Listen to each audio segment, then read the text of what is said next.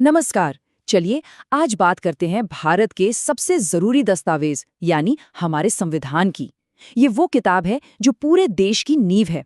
अब इसमें इतने सारे अनुच्छेद हैं कि पहली बार में देखकर किसी का भी सिर चकरा सकता है। पर फिक्र की कोई बात नहीं, हम मिलकर इसे आसान बनाएंगे। तो जरा इस नंबर पर गौर कीजिए, 471। 1 मई 2024 तक हमारे संविधान में इतने अनुच्छेद थे। ये कोई छोटा मोटा नंबर नहीं है, है ना?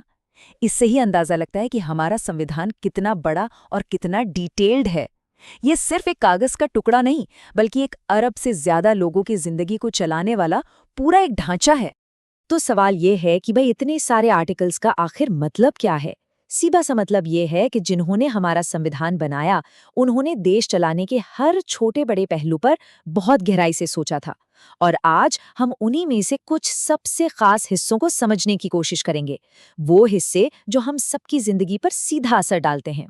तो चलिए एकदम बेसिक से शुरू करते हैं। संविधान, ये हमारे देश का सबसे बड़ा कानून है। समझिए, ये एक रूल बुक है, सरकार के लिए भी और देश के नागरिकों के लिए भी। इसी से तय होता है कि देश चलेगा कैसे। और एक मजेदार बात यह है कि हमारा संविधान कोई पत्थर की लकीर नहीं है।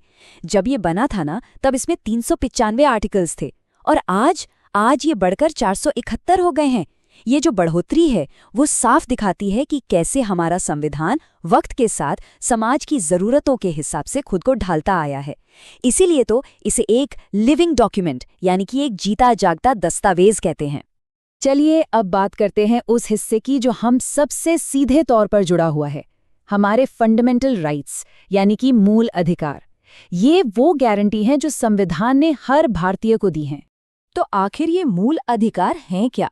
देखिए, आसान भाषा में कहें तो ये वो बेसिक आज़ादी और सेफ्टी गार्ड्स हैं जो किसी भी इंसान को इज्जत से जीने और आगे बढ़ने के लिए चाहिए ही चाहिए। और सबसे बड़ी बात, सरकार भी इन्हें आसानी से छीन नहीं सकती। तो आइए कुछ सबसे जरूरी अधिकारों पर एक नजर डालते हैं। जैसे कि अनुच्छेद 14, ये कहता है कि कानून के सामने सब बराबर हैं, कोई छोटा बड़ा नहीं। फिर है अनुच्छेद 17, जो छुआछूत जैसी सामाजिक बुराई को खत्म करता है। और हाँ, अनुच्छेद 21, इसे तो संविधान का दिल भी कहा जाता है। ये जीने का अधिकार देता है। और बाद में इसी में अनुच्छेद 21A जोड़कर 6 से 14 साल के बच्चों के लिए मुफ्त शिक्षा का अधिकार भी शामिल किया गया। इसके अलावा अनुच्छेद 26 है, जो अपने धार्मिक मामलों को मैनेज करने की आज़ादी देता है। ठीक है, अधिकार तो मिल गए, पर इनकी रक्षा कौन करेगा? यहीं पर खेल में आती है सरकार की बनावट।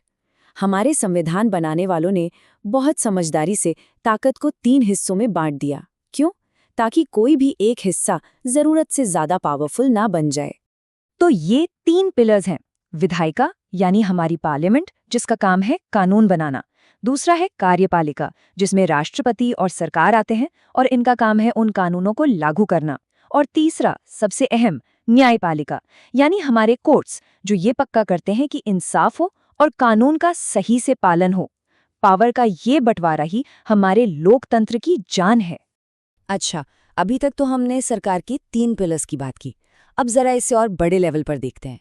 भारत इतना बड़ा देश है, जाहिर है सिर्फ एक सेंट्रल गवर्नमेंट इसे नहीं चला सकती। इसीलिए संविधान ने केंद्र और राज्यों के बीच पावर का एक क्लियर बंटवारा किया है। ये बंटवारा किया गया है अनुच्छेद 246 के जरिए, जिसमें 3 लिस्ट हैं: यूनियन लिस्ट, स्टेट लिस्ट और कॉन्करेंट लिस्ट। अब यूनियन लिस्ट में वो सब्जेक्ट्स हैं जैसे डिफेंस या विदेशी मामले, जिन पर सिर्फ केंद्र सरकार ही कानून बना सकती है। स्टेट लिस्ट में पुलिस, खेती जैसे मुद्दे हैं जो राज्यों के हाथ में हैं। और एक तीसरी कॉन्करेंट लिस्ट भी है, जिसमें वो टॉपिक हैं जिन पर केंद्र और राज्य दोनों ही कानून बना सकते हैं। यही सिस्टम हमारे फेडरल स्ट्रक्चर को, मतलब केंद्र राज्य के रिश्ते को मजबूती देता है। और अब हम वापस वहीं आते हैं जहां से हमने शुरू किया था, इस बात पर कि हमारा संविधान एक जिंदा जागता दस्तावेज है। ये सिर्फ गुजरे हुए कल की एक किताब नहीं है, बल्कि आने वाले कल का रास्ता भी दिखाता है। ये कैसे होता है? आर्टिकल 368 के जरिए। ये आर्टिकल हमारी संसद को ये पावर देता है कि वो संविधान में बदलाव यानी संशोधन कर सके। मतलब साफ है, जैसे जैसे इंडिया बदलेगा, इंडिया आगे बढ़ेगा, हमारा संविधान भी उसके साथ साथ बदल सकता है। और यही चीज इसे हमेशा रेलेवेंट बनाए रखती है। तो इस पूरी बातचीत का निचोड़ यही है, हमारा संविधान कोई रुकी हुई चीज नहीं है। ये सांस लेता है, ये बढ़ता है और हमारे देश के साथ साथ चलता है। और सच पूछिए तो यही इसकी सबसे बड़ी ताकत है।